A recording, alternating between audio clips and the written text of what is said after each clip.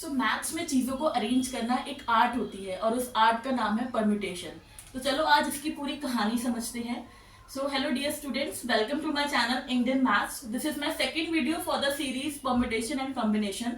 So in my first video I have discussed about fundamental principle of counting. Now in this video I am going to discuss about permutation. तो पहले देखते हैं कि अभी तक हमने क्या सीखा है. तो फंडामेंटल प्रिंसिपल ऑफ काउंटिंग में क्या हो रहा था, जैसे एक एग्जांपल हमने लिया था कि मेरे पास 0 से लेके 9 तक 10 डिजिट्स है और उन 10 डिजिट्स में से मुझे 4 डिजिट्स को सिलेक्ट करना है. ठीक है, तो यहाँ पे क्या होता है कि अगर रिपीटेशन अलाउड है तो मेरे पास क्या है, पहले के लिए पहले बॉक्स के लिए भी मेरे पास 10 चॉइसेस है, यहाँ भी 10 चॉइसेस है, यहाँ भी 10 चॉइसेस है. तो जब आप इनको मल्टीप्लाई करते हो तो you will get 10 to the power 4 arrangements. ठीक है, सिमिलरली अगर रिपीटेशन अलाउड नहीं है तो उस केस में क्या होता था, पहले के लिए मेरे पास 10 है पर दूसरे के लिए मेरे पास सिर्फ 9 चॉइसेस रह जाती हैं. सिमिलरली तीसरे के लिए 8 और चौथे के लिए 7. ठीक है, तो मेरा रिजल्टेंट क्या हो जाता है, 10 इंटू 9 इंटू 8 इंटू 7. अब अगर इसी कॉन्सेप्ट को मैं थोड़ा सा जनरलाइज कर लूं, ठीक है, लेट्स से मेरे पास 10 डिजिट्स की जगह अब मैं कह रही हूँ कि I have n objects and different objects है मेरे पास, और उन n डिफरेंट ऑब्जेक्ट्स में से मुझे r ऑब्जेक्ट्स को सिलेक्ट करना है. ठीक है, तो पहला केस हम लेके चलते हैं जहां पे रिपीटेशन अलाउड नहीं है. तो क्या होगा, जब आप पहली ऑब्जेक्ट को सिलेक्ट कर रहे होगे तो आपके पास n चॉइसेस होंगी. जब आप दूसरी ऑब्जेक्ट को सिलेक्ट करोगे तो you will have n-1 choices. जब आप तीसरी को सिलेक्ट करोगे तो n-2 चॉइसेस. तो जब आप ऐसे ही चलते चले जाओगे तो जब आप rth ऑब्जेक्ट को सिलेक्ट कर रहे होगे तो आपके पास कितनी चॉइसेस बचेंगी. ठीक है, देखते हैं. जब हम पहले ये हमारी फर्स्ट ऑब्जेक्ट सिलेक्ट कर रहे थे हम, ठीक है, तो यहाँ सिंपल n आया था, हमारे पास n ऑप्शंस थे. जब मैं अपनी सेकंड ऑब्जेक्ट सिलेक्ट कर रही हूँ तो मेरे पास n-1 चॉइसेस बच रही है. ठीक है, जब मैंने अपनी थर्ड ऑब्जेक्ट सिलेक्ट करी तो मेरे पास n-2 चॉइसेस है. तो वैसे जब आप यहाँ पे अपनी rth ऑब्जेक्ट सिलेक्ट करोगे तो आपके पास कितनी चॉइसेस बचेंगी, n-r-1. ठीक है, ये इस ब्रैकेट, इसका मतलब ये है कि मैंने अभी इसमें से माइनस साइन अंदर नहीं लेके गई हूँ. ठीक है, तो ये एक तरीके से ब्रैकेट की तरह ट्रीट करता है.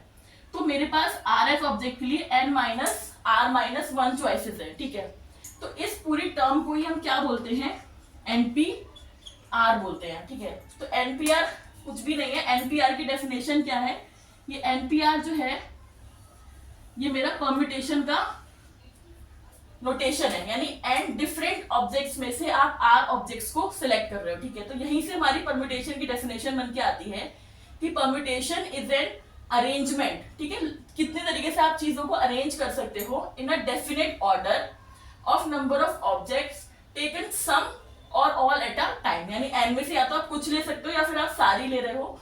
तो कितने तरीके से हम उसको अरेंज कर सकते हैं वही हमारा सिंपली परम्यूटेशन कहलाता है. ठीक है, जिसको हम NPR से डिनोट करते हैं और ये है उसका फॉर्मूला. ठीक, यहाँ पे जो चीज स्पेशल अभी हमने अज्यूम करा है वो ये है कि जो हमारी n ऑब्जेक्ट्स है वो डिफरेंट ऑब्जेक्ट्स यानी सारी ऑब्जेक्ट्स अलग अलग है.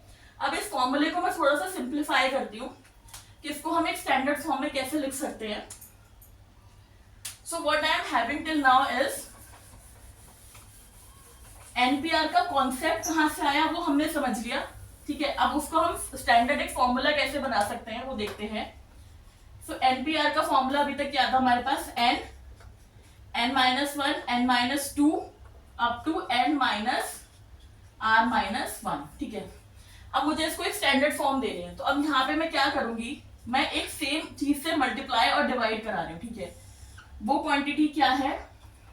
अब यहाँ आप देखोगे अगर मैं जो माइनस करा रहे हैं वो टर्म आप नोटिस करो तो 1 2 यहाँ पे कुछ 3 रहा होगा और ऐसे करते करते हम r-1 तक पहुंच गए. तो नेक्स्ट टर्म हो जाएगी मेरी n-r. ठीक है, एक एक बढ़ रहा है, जो टर्म आप माइनस करा रहे हो उसमें एक एक बढ़ता जा रहा है. तो r-1 से r हो गई, ये हो जाएगी r+1, ये हो जाएगी r+2, और ऐसे करते करते लास्ट में आप n में से सब कुछ माइनस करते चले जाओगे तो लास्ट में आपको क्या बचेगा, 3 इंटू 2 इंटू 1. ठीक है, ये मैंने एक टर्म ली, इसी से मैंने मल्टीप्लाई कराया है और इसी से मैंने डिवाइड कराया है. ठीक है, अब यही टर्म क्यों कंसीडर करी है ये आपको अभी 5 मिनट में समझ में आ जाएगा कि इसके पीछे का लॉजिक क्या है. ठीक है, तो उसको समझाने के लिए मैं एक नई टर्म आपके सामने इंट्रोड्यूस करूंगी मे भी आपको पहले से पता हो इसके बारे में, दैट इज कॉल्ड फैक्टोरियल। ठीक है, फैक्टोरियल को कैसे डिनोट करते हैं, इस सिंबल से, जहाँ पे साइन ऑफ एक्सक्लेमेशन वाला होता है, एन फैक्टोरियल। ठीक है, अब एन फैक्टोरियल का फॉर्मूला क्या होता है, एन फैक्टोरियल का मतलब है कि आप 1 से लेके एन तक की मल्टीप्लाई करा दो। ठीक है, that means 1 into 2 into 3 up to n. ठीक है, जैसे मान लो मुझे अगर 1 फैक्टोरियल निकालना है तो वो हो जाएगा सिंपली 1। अगर मुझे 2 फैक्टोरियल निकालना है तो वो होगा 1 इंटू 2, दैट मीन्स 2। अगर मुझे 3 फैक्टोरियल निकालना है तो वो होगा 1 into 2 into 3, that means 6।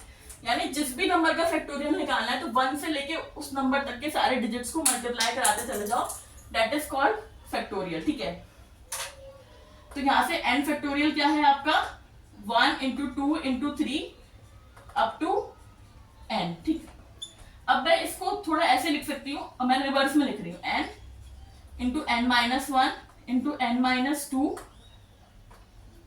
Into 3 into 2 into 1। ठीक है, मल्टीप्लीकेशन है, कम्यूटेटिव होता है, मैं चाहे 1 इंटू 2 लिखूँ या 2 इंटू 1 लिखूँ, एक ही बात होती है। तो मैंने सेम बस ऑर्डर चेंज करा है। अब यहाँ पे अगर मैं n को अलग लिख लूँ और ये पूरी टर्म को ब्रैकेट में लिखूँ, n minus 1 n minus 2 3 into 2 into 1। अब देखो ब्रैकेट वाली टर्म क्या कह रही है, 1 से लेके n माइनस 1 की टर्म्स का मल्टीप्लाई है। ठीक है, तो ये n बाहर है, इस मल्टीप्लीकेशन वाली टर्म्स को मैं क्या लिख सकती हूँ, n माइनस 1 का फैक्टोरियल।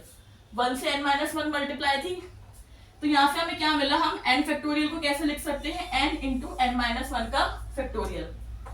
सिमिलरली अब अगर इस फैक्टोरियल टर्म में से मैं n माइनस 1 बाहर ले लूं तो यहाँ अंदर क्या रह जाएगा, n माइनस 2 का फैक्टोरियल। ठीक है, तो इस तरीके से आप इसको फैक्टोरियल को रिप्रेजेंट कर सकते हो। ठीक है, अभी ये जो चीजें हमने सारी यहाँ पे समझी हैं, ये अब हम ऊपर डेरिवेशन में यूज करेंगे कि कैसे एनपीआर का फॉर्मूला आया। सो आप देखो, अब आप इसका न्यूमरेटर देखो, न्यूमरेटर क्या कह रहा है, n माइनस 1 n माइनस 2 से होते होते लास्ट में क्या जा रहा है, 3 to 1 तक जा रहा है, यानी 1 से लेके n तक के नंबर्स की मल्टीप्लाई है।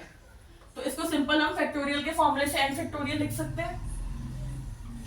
भाई अब डिनोमिनेटर देखो, डिनोमिनेटर क्या कह रहा है, 1 से लेके n माइनस r तक के नंबर्स की मल्टीप्लाई है, तो इसको हम सिंपल n माइनस r का फैक्टोरियल लिख सकते हैं। ठीक है, तो यही हो गया मेरा एनपीआर का formula, n factorial divided by n minus r factorial. ठीक है, तो ये फॉर्मूला क्या रिप्रेजेंट कर रहा है, n डिफरेंट ऑब्जेक्ट्स में से आपको r ऑब्जेक्ट सिलेक्ट करनी है और आप उसमें रिपीटेशन अलाउड नहीं कर सकते। अगर आपने एक ऑब्जेक्ट सिलेक्ट कर लिया तो आप उसको दोबारा सिलेक्ट नहीं कर सकते, तो उसका फॉर्मूला क्या होगा, n factorial divided by n minus r factorial. ठीक है, तो एक एग्जांपल से समझते हैं।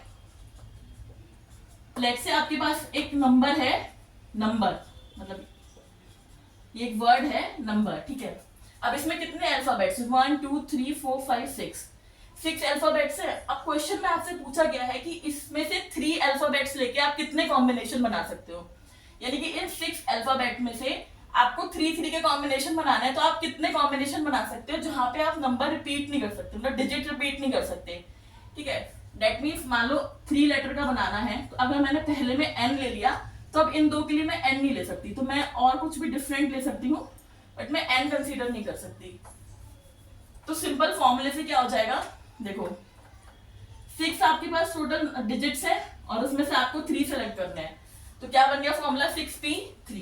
अब आप इसको फॉर्मूले से खोल दो, n factorial that means 6 factorial और नीचे क्या है n माइनस r फैक्टोरियल, तो ये क्या हो जाएगा 6 माइनस 3 फैक्टोरियल, तो ये हो गया 6 फैक्टोरियल डिवाइडेड बाय 3 फैक्टोरियल। ठीक है, अब इस 6 फैक्टोरियल में मैं ये वाला कॉन्सेप्ट लगा रही हूँ, तो अगर मैं 6 को बाहर लूंगी तो बचेगा 5 फैक्टोरियल, 5 को बाहर लूंगी तो बचेगा 4 फैक्टोरियल, 4 को बाहर लूंगी तो बचेगा 3 फैक्टोरियल। तो ये नीचे का कैंसिल आउट हो जाए, इसलिए हम ऐसा करते हैं। तो कितनी चॉइसेस आ गई, 6 इंटू 5 इंटू 4, तो ये हो गया 20 एंड 20 इंटू 6 120। तो आप नंबर के 6 अल्फाबेट्स में से 3 अल्फाबेट्स को अरेंज करने के लिए आपके पास टोटल 120 चॉइसेस हैं। ठीक है, तो आई होप ये सबको क्लियर हो गया होगा। और इसी जो प्रीवियस कॉन्सेप्ट में जो हम फर्स्ट केस लेके चलते थे जहां पे रिपीटेशन अलाउड है, ठीक है। जैसे कि जो हमने नंबर वाला कंसीडर किया था कि 10 डिजिट्स में से यू हैव टू कंसीडर 4, और जहां पे रिपीटेशन अलाउड है तो इसके पास भी 10 चॉइसेस रहती है, इसके पास भी 10, इसके पास भी 10 और इसके पास भी 10। तो अब इस कॉन्सेप्ट को अगर मैं जनरलाइज कर दूं, मतलब मेरे पास n डिफरेंट ऑब्जेक्ट्स हैं और मुझे r सिलेक्ट करनी है उसमें से, ठीक है, और रिपीटेशन यहाँ पे अलाउड है, तो क्या होगा, इसके पास भी n चॉइसेस, फिर सेकंड वाले के पास भी n चॉइसेस, थर्ड वाले के पास भी n चॉइसेस। ऐसे ही जब आप rth टाइम कंसीडर करोगे तो उसके पास भी क्या होगा, n चॉइसेस होंगी। तो यहाँ पे क्या हो रहा है, n की मल्टीप्लाई हो रही है r टाइम्स, तो ये क्या हो जाएगा, n to the power r। तो जब रिपीटेशन अलाउड है तो फॉर्मूला है n to the power r, और जब रिपीटेशन अलाउड नहीं है तो फॉर्मूला है आपका npr। तो ये आपको याद रखना है कि कहाँ पे हमें npr लेना है और कहाँ पे हमें n to the power r लेना है, ठीक है। आई होप ये सबको समझ में आ गया होगा। सो नेक्स्ट कॉन्सेप्ट है जिसपे हमें देखना है, जैसे अभी तक मैंने डेफिनेशन में बार बार आपको बताया है कि you have to consider n different objects, ठीक है। अब लेट्स से आपको एक सिनेरियो दिया हुआ है जहां पे n ऑब्जेक्ट्स आपकी डिफरेंट नहीं है, ठीक है। फॉर एग्जांपल एक वर्ड है ऑल, ठीक। अब ये 3 लेटर वर्ड है। अब आपसे ये पूछा जा रहा है कि आप बताओ कि इसके जो ये 3 अल्फाबेट्स हैं उसको हम कितने तरीके से अरेंज कर सकते हैं, ठीक। अब यहाँ पे क्या होगा, एक एल ये है, एक एल ये है, ठीक। अब मैं किसी से कह दूं कि मैंने एक बार तो ऐसे लिखा है और दूसरी बार मैं इस वाले एल को यहां लिख रही हूँ और इस वाले एल को यहां लिख रही हूँ, बट अगर आप देखोगे तो आपको क्या डिफरेंस लग रहा है, ये तो सेम ही है, ये भी ऑल है, ये भी ऑल है, सेम ही वर्ड बन रहा है। तो इस सिनेरियो में क्या हो रहा है, ये भी सेम है और ये भी सेम है, और आप देख के बता भी नहीं सकते कि कौन सा एल आपने पहले लिखा है, कौन सा एल आपने बाद में लिखा है। अब अगर मैं इसको ऐसे लिख दूं a L1 L2, ठीक है, मैंने लेबल कर दिया दोनों L को। अब अगर इसमें मैं ऑर्डर चेंज कर दूं कि मैंने ये वाला पहले लिख दिया, ये वाला बाद में लिख दिया, तो इट मेक सेंस कि हाँ ये अलग हो गए, ठीक है।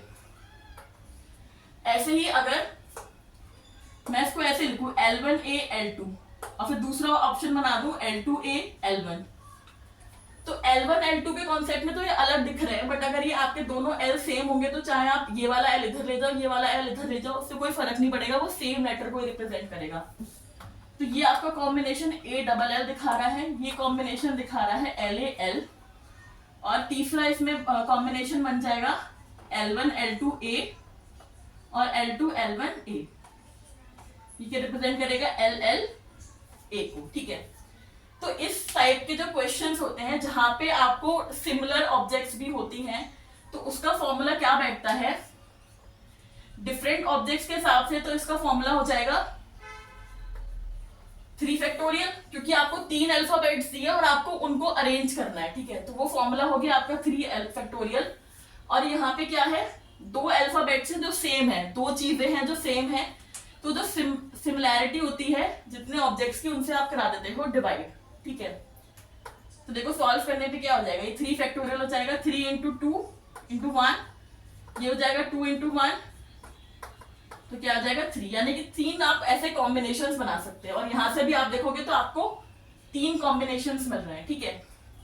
ऐसे ही मान लो एक और एग्जांपल देखते हैं, एक वर्ड है कैबेज, ठीक है। अब आप इस वर्ड में देखो, अब इस वर्ड में एक तो 2 तो बी हैं, ये दोनों बी एक जैसे हैं, और एक ये दोनों आपके ए एक जैसे हैं, ठीक है। तो यहाँ पे 2 तरीके के सिमिलर ऑब्जेक्ट्स हैं। तो अगर इसमें कोई पूछेगा कि इनके अल्फाबेट्स को आप कितने तरीके से अरेंज कर सकते हो, तो आप यहाँ पे देखो 1 2 3 4 5 6 7, टोटल आपके पास 7 अल्फाबेट्स हैं। तो 7 अल्फाबेट्स को अरेंज करने का तरीका होता है 7 फैक्टोरियल, ठीक है। यहाँ पे भी रिपीटेशन अलाउड नहीं होती, ठीक। अब मैं फैक्टोरियल क्यों बोल रही हूँ, क्योंकि रिपीटेशन अलाउड नहीं है। तो पहले ऑप्शन के लिए 7, दूसरे के लिए 6, तीसरे के लिए 5, ऐसे आप करते चले जाओगे तो आपको इस तरीके से मिलेगा ना। तो ये 7 फैक्टोरियल बन गया, ठीक है। तो इसीलिए 7 अल्फाबेट्स को अरेंज करने का तरीका हो गया 7 फैक्टोरियल। अब यहाँ पे देखो सिमिलर कितने तरीके के हैं, तो ये 2 बी सिमिलर है तो ये 2 फैक्टोरियल, और यहाँ पे 2 ए सिमिलर है तो 2 फैक्टोरियल, ठीक है। अगर लेट से मान लो ये इस वर्ड में ए अगर आपके 3 होते तो यहाँ पे हम 2 फैक्टोरियल की जगह 3 फैक्टोरियल ले लेते। यानी कि एक जैसे ऑब्जेक्ट के जितने कॉपी है उसमें आप उतने से डिवाइड कराते जाओगे, ठीक है। तो ये आपका एक जनरल फॉर्मूला बन गया। सो फॉर्मूला क्या है कि if you have n objects, ठीक है, फॉर्मूला क्या है हमारा कि अगर आपकी n ऑब्जेक्ट्स है और उसमें से कोई एक ऑब्जेक्ट है जो p टाइप की है, यानी सेम ऑब्जेक्ट की p कॉपीज दी हुई है उसमें, तो आपका फॉर्मूला बनेगा n factorial divided by p factorial, ठीक है। और दूसरा सिनेरियो क्या है कि n ऑब्जेक्ट्स हैं, एक ऑब्जेक्ट p1 तरीके की है, ठीक है, एक p2 तरीके की ऑब्जेक्ट सिमिलर है, जैसे वहां पे 2 b थे, ऐसे यहाँ पे 2 a हैं, ऐसे सपोज करके pk तक हैं, तो ये क्या बन जाएगा n factorial divided by p1 factorial p2 factorial into pk factorial. यानी जितनी सिमिलर ऑब्जेक्ट्स होती हैं उतने काउंट को आप यहाँ फैक्टोरियल में डिवाइड कराते जाते हो, ठीक है। तो मैं एक बार आपको ओवरव्यू कर दूं कि कितने तरीके से हमारे फॉर्मूले बने। n डिफरेंट ऑब्जेक्ट्स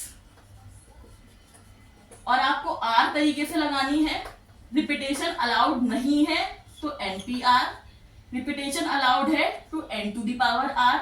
अगर उसमें कोई एक ऑब्जेक्ट है जो रिपीट करी हुई है, अलग अलग नहीं है, तो फॉर्मूला बनता है n factorial divide bye p factorial. और कई अलग तरीके के ऑब्जेक्ट्स हैं, कई ऑब्जेक्ट रिपीट हो रही है तो n factorial divide by p1 factorial into p2 factorial up to pk factorial. तो आई होप अब ये आपको समझ में आ गया होगा और अब आप इसमें कंफ्यूज नहीं होंगे। तो अगर ये आपको वीडियो समझ में आया है तो please do like, share and subscribe to my channel. And also next video we are going to discuss the questions of exercise 6.3।